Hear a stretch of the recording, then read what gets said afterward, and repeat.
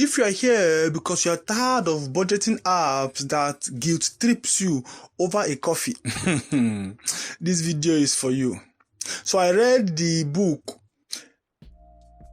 from Ramit Sethi, I Will Teach You to Be Rich, and I'm going to give you the exact system he actually built.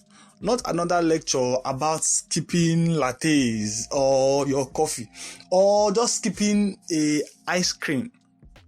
Now, most people believe getting rich means cutting every small expense, tracking every dollar, feeling guilty about takeout, and you skip the $5 coffee and eventually retire early.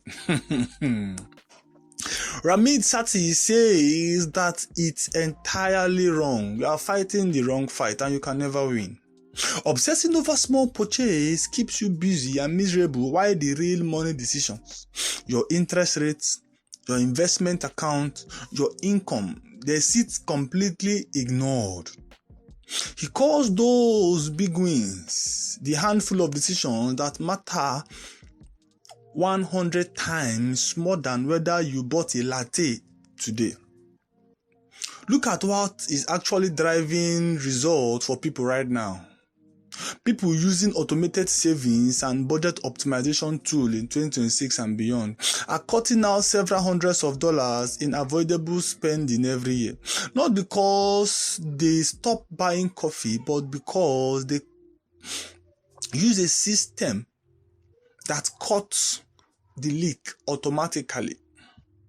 On the investment side, the advice haven't changed in nearly 70 years. Warren Buffett recommended for most people, and it is still the same advice: buy your low-cost S&P 500 index fund because most investors don't have the time, skill, or interest to pick stock, and neither do you, and that is fine. That is why you are here, so that we will learn from Ramit Sethi's book, I Will Teach You to Be Rich. If you are here for one idea so that you will scroll and then watch the next video, let me give it to you very fast. Ramit Sethi's thesis in this book, I Will Teach You to Be Rich. Building wealth isn't about willpower or restriction.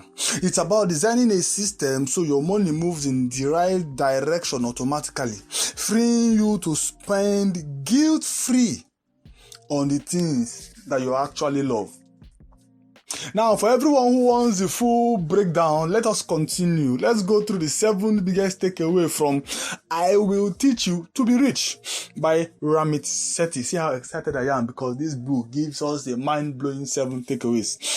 Takeaway number 1, titled Chase Big Wins, Not Small Sacrifices. I analyzed Ramit's open argument and it reframes the entire personal finance conversation. A big win is a decision you make once that pays off for years.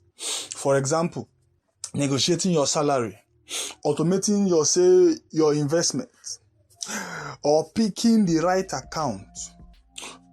A small sacrifice is a decision you have to keep on making every single day forever, and you have a tiny payout. For example, skipping your $5 coffee, or refusing to tip that waiter that served you food, or refusing to give just $1 or $2 to that beggar on the street.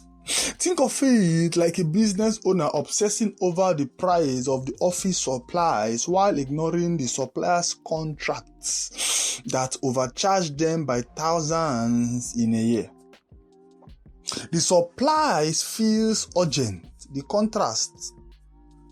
contract is where the real money is. There is one mistake that ruins this takeaway though. People skip big wins because they feel harder upfront, even though they require effort exactly once. Takeaway number 2, tagged optimize your account before you optimize your spending. Now, I researched Ramit Sethi's account structure, or saving account that actually pays interest, a low-fee investment account, and credit card used purely for rewards and never carried as debt. Most people never touch this step because it feels like an admin work instead of a real financial progress. The underlying principle in 2026 and beyond in personal finance advice haven't shifted much. And what is it? Money management works best as a system you barely have to think about, not as a plan you white knuckle every month. Your accounts are the plumbing. Fix the plumbing once and everything downstream gets easier. This becomes even more powerful when you combine it with automation, because right now accounts are not just sitting there, they are actively moving money for you. Takeaway number 3, tagged: automate the ladder so willpower never enters the equation. I traced Ramit's automatic money flow system, and it is the backbone of the entire book. Paycheck comes in, and before you can spend a cent of it on impulse, it is already split. Bills paid, savings funded, investment made, and the only guilt-free spending is the one in your hand. Most people don't overspend because they are careless. They overspend because they are uninformed in the moment. And by the time a monthly statement arrives, the damage is already done.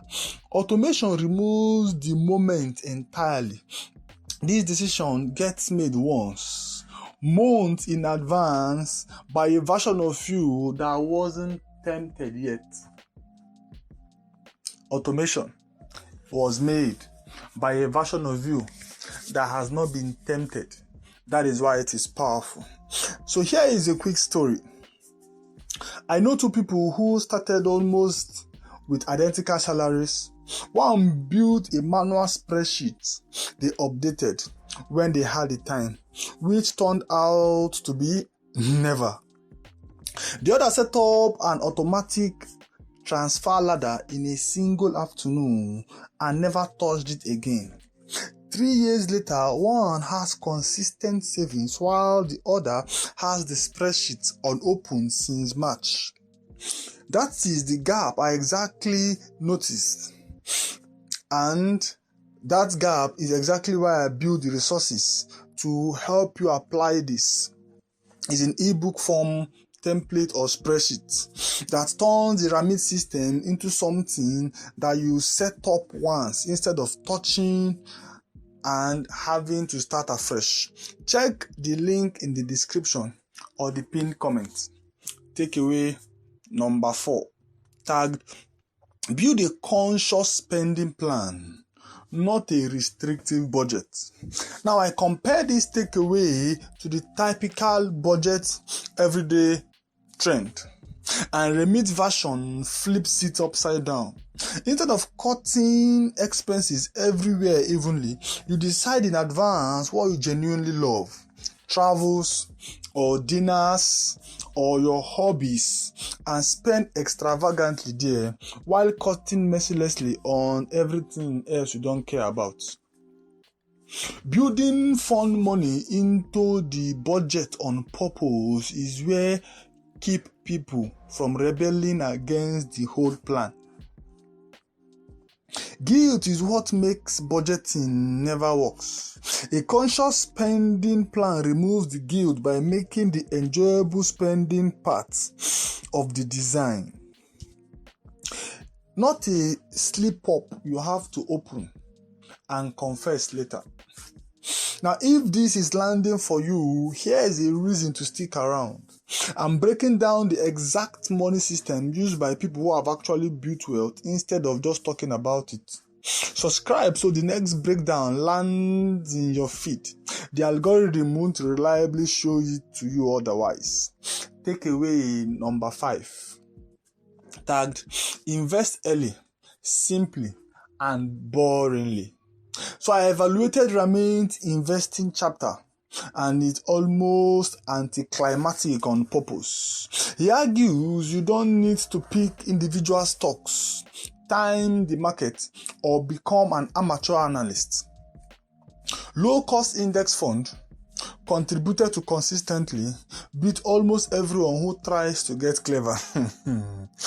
Warren Buffett grew Berkshire Hathaway value at a compound annual growth rate of nearly 20% over 6 decades, and he even tells regular investors to keep it simple rather than trying to replicate his stock picking. His advice comes down to mastering your own temperament more than mastering the market. The same argument Ramit makes throughout the book is this: the investor who wins is the one who stays invested, not the ones who is trying to outsmart the market any given month. Takeaway number 6, tagged: fight analysis paralysis by taking imperfect action. I dissected why many readers never actually start, and it's really lack of information. As you know, information is everywhere these days. So what is the actual problem? Is the search for perfect account, or the perfect index fund, or the perfect moment to begin? Ramit Sethi's answer is blunt. Open the decent account today instead of the perfect account someday. Even Buffett himself started with just a tiny amount of money, picking small companies and letting them grow over time, not waiting for ideal conditions or the 2000 .com bubble or the 2022 AI bubble so that you will now come and be looking for how to invest in the future open AI or the future Facebook. Come on, stop that nonsense. Start now, my friend. Start now.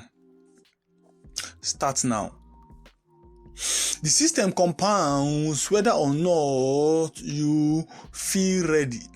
Waiting for certainty is usually a fear wearing a spreadsheet. Takeaway number 7, tagged: design a rich life defined by you, not by comparison. Now, I also synthesized Ramit's closing argument as the emotional core of the whole book. A rich life isn't a number.